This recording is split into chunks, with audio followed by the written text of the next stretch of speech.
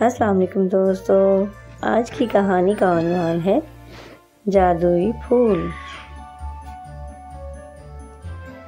ایک دن کی بات ہے، ایک جادوئی جنگل میں ایک چھوٹی سی فیری رہتی تھی جس کا نام پیٹلینا تھا۔ اس کے پنکھ ہر رنگ کے پتوں کی طرح چمکتے تھے اور اس کی ہنسی ہوائی چائم کی آواز کی طرح تھی۔ پیٹلینا کا گھر ایک بڑے قدیم اوک کے درخت کے دل میں تھا۔ اس کی دیواریں نازک مکھی کے ریشے سے بنی ہوئی تھی۔ بستر کھلے پتوں اور پھولوں کی نرم چٹائی تھا۔ اس کا وقت گلابوں اور پودوں کی دیکھ بھال میں گزرتا تھا۔ ہر پھول میں رنگین اور جادو ہوتا تھا جو ایک دوسرے سے بھی زیادہ دل فریب ہوتے تھے۔ ایک دن اس نے ایک عجیب پھول دیکھا جو اس نے پہلے کبھی نہیں دیکھا تھا۔ اس کے پتے آسمانی نیلے رنگ کے تھے اور وہ بہت خوبصورت تھا۔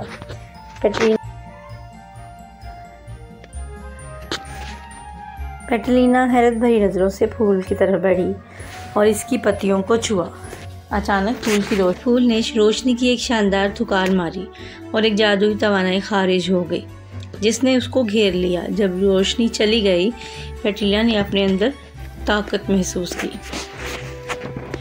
یہ خاص پھول کوئشل بلوم کہلایا جاتا تھا، جس کا یہ کہنا تھا کہ یہ قدیم اور بھولے گئے جادو کو کھولنے کی چابی ہے۔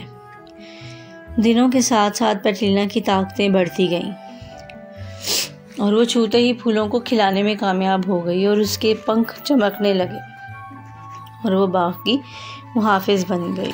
پیٹلینا اور کوئشل بلوم کی خبر جنگل میں پھیل گئی۔ ہر کونے کے جانور اس کو دیکھنے کے لیے آتے اور بہت سے تحفے بھی لاتے۔ وہ ان سب کا شکریہ ادا کرتی۔ اس طرح جنگل رواں ہو گیا اور اس کی جادو کی چمک روشنی جنگل میں پھیل گئی۔ ایک شام جب سورج چھپ گیا اور درختوں میں ایک نرم آواز گونجتی ہوئی سنائی دی۔ یہ لونا تھی، حکیم ماہتابی روح جو عرصے سے جنگل کی حفاظت کر رہی تھی۔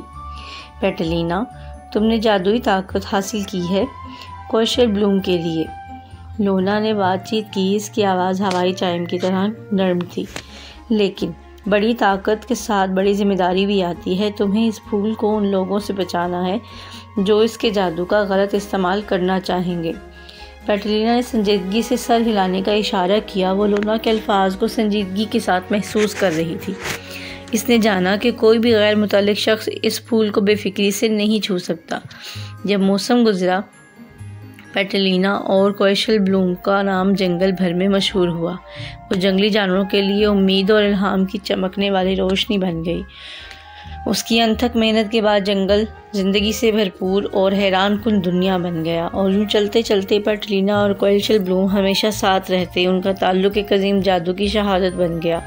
انہوں نے دنیا کو یہ یاد دلایا کہ چھوٹی سی مخلوقات بھی تقدیر کے راستے کو بدلنے کی طاقت رکھتی ہیں۔